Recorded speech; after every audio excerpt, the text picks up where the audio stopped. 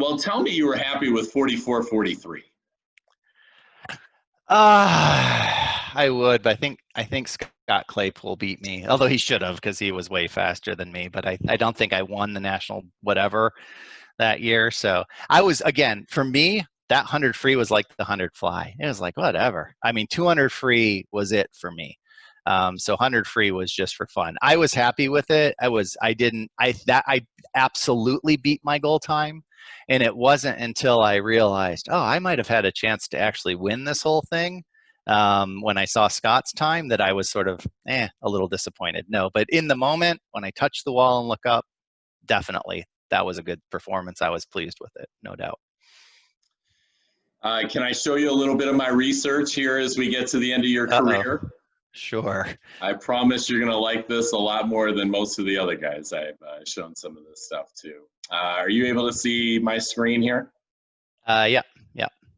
So I don't think there's any right way to stack these guys up, but I want to tell you that one of the things, this is the most competitive event in the history of the state of Michigan. I've gone through every single event. I've studied NISCA rankings. There have been 4 NISCA national champions in the 200 freestyle from Michigan. There's no other event that's the case. There's some events there's never even been one. You, Clay Youngquist, Morgan Priestley, and Mike Winalda all won the national kind of mythical championships. I don't really know how you put anybody above you with a 13-year-old record that stood there. Youngquist's record has already stood since 11, so in 3 or 4 more years it might be justifiable, but I gave him a lot of credit for that 134.2. Which really has not been approached in any way. But the reality is your 136.7 was not approached for a long time. So as far as I'm concerned, you could throw the two of you in a bag. But just some amazing, names on this list. Guys like Christy Young and Morgan Priestley was just terrific at Seaholm his senior year. Vander Kay, of course, continued to get a lot better. He was 37.5 his senior year in 2002. That was second in the country. So, the top 10 is just terrific, and they're all great names. And I mean, frankly, Cameron Mole won the public school national championship in '95, and I've got him at 13 on this list. So I've said this many times to people that, frankly, as far as I'm concerned, you could throw all these names in a bag and just draw one name out, and you get an amazing swimmer on the back end. So that's my 200 list, and I got you way up there. As far as the 100 goes, I have you number 1.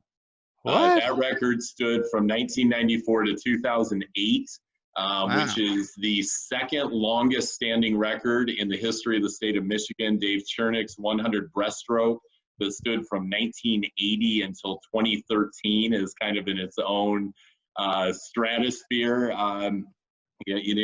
Once you hit 3 decades, that's definitely that is something else. That's definitely number 1. But you can see if you see, I think whatever that 6th, 7th column is, the MISCA record, you can see where the records stand, and there's really nothing comparable. Tony Anderson, awesome legend, awesome guy that I've gotten to know a little bit in this project. He set that record in '81. That stood 9 years until the 1990 season. I think that's the closest comparison. So as far as I'm concerned, you're kind of in a league of your own in some of those things. And check out the notes column. You said you couldn't swim long course, but I got you top 6 in the country, 52.8 long course at 16 and 92. So it wasn't a disaster. No, it wasn't a disaster. Just didn't have nearly the same level of success as I had short course. So, sure. Yeah. And here's a couple of fun ones for you. I want you to know that despite the fact you didn't do it your last 2 years, you're still in my top 25 in the 500, all the way down there with that 433.5 from 92. And then the butterfly, I got you way down here at the bottom, but NISCA, top 10 in the country with an off event your junior year. None of your friends even knew why you did it. Yep. And I still got you somewhere in my top 30 flyers of the last 75 years as well. So that's all the spots you showed up, but I wanted to show that to you. So you can imagine it. No one else would know this but me, but there's kind of a a delineating line where you kind of needed to be about top 15 in the country to have a chance to make my group. If you had 2 events that were top 15, you were probably somewhere in my top 30 or 40 guys. There are like 3 or 4 guys that are anywhere near top 2 in both of their events in the history. As far as I'm concerned, Dave Chernick that I mentioned is certainly one of those guys. But I mean, look, I know you're a humble guy, and I'm not gonna ask you to not be humble, but I mean, by any measurement, Eric, you're among the top 5 high school swimmers in the history of the state, regardless of events. And just wanted you to be able to see some of that. And I don't expect you to pat yourself on the back, and I think you probably knew this, but I've done a lot of research to be able to quantify it and to be able to say these are the guys, and you're one of the guys. That's an impressive amount of work you put together to pull that together. So, yeah, no, it's one of those things where, again, probably just the way we're wired. Probably should better appreciate, those accomplishments. It's not that I dismiss them, but it's I enjoyed the experience. I certainly wouldn't be who I am or where I am if I hadn't had those. Yeah, but for sure. I'm not going to ask you to step out of yourself. I get who you are, and I more so showed that to you to say, hey, man, here's the research behind it. Very cool.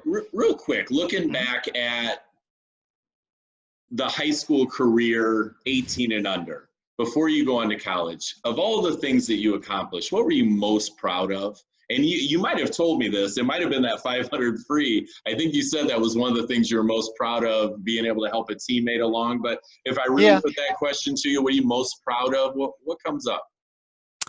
I always, 2 things. I think one, that the guys that I trained with, and there were other guys, there's a kid named Chris Duff, the guys that I trained with, especially in the year where they were like my training partner or one of the guys in my lane, if you will, like I took a great deal of pride how the guys in my lane did. And so Hank was probably the biggest example, but Chris was another guy who swam just out of his skull, I'm sure, his senior year. The other thing I always took pride in my swimming was relays and swimming, and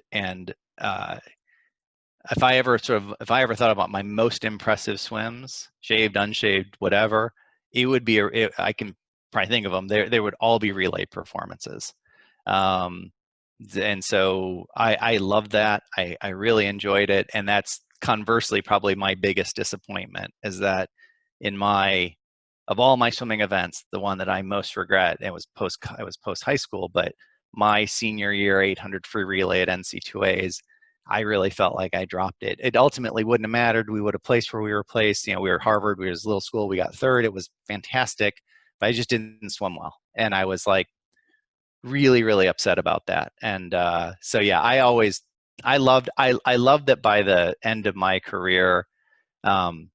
Definitely like the team aspect of swimming, which is such an individual sport, whether it was at Andover or in college, was more important to me than anything else. And I loved those relays. I swam out of my minds on both of them. I'm not here to give you an out, but these swimmers today need to understand there didn't used to be an 800 free relay day, right? Yeah. Back in the day, back in the 90s, on day 2 at NCAAs, that was a timed final, right? The 800, but you had to do 3 200s on day 2. Exactly. I mean, that is grueling. 3 200s in one day. I mean, I'm not sure a lot of guys are going to come up with their best swim in their 3rd one. But. And that's truthfully what disappointed me, is because I didn't make finals. After getting 3rd, I think I got 3rd at NC2As my sophomore year, and then I made consols my last 2 years. And I was presented with that option of saying just scratch, don't swim consols, and swim the relay. And I didn't. I didn't have a great swim in consols, and I had an even poorer swim on the relay. And I sort of will always regret that. That I don't know that if I had scratched consoles, I would have done any better. It was what it was. But that race always will hang over me. Although that team record just got broken last year, so that one stood for a while. But it was fun. But I was definitely I love the relays. I can point to, like I said, probably my 3, 4, 5, whatever favorite swims. If I had to think about them, I'm sure almost all of them are relay swims.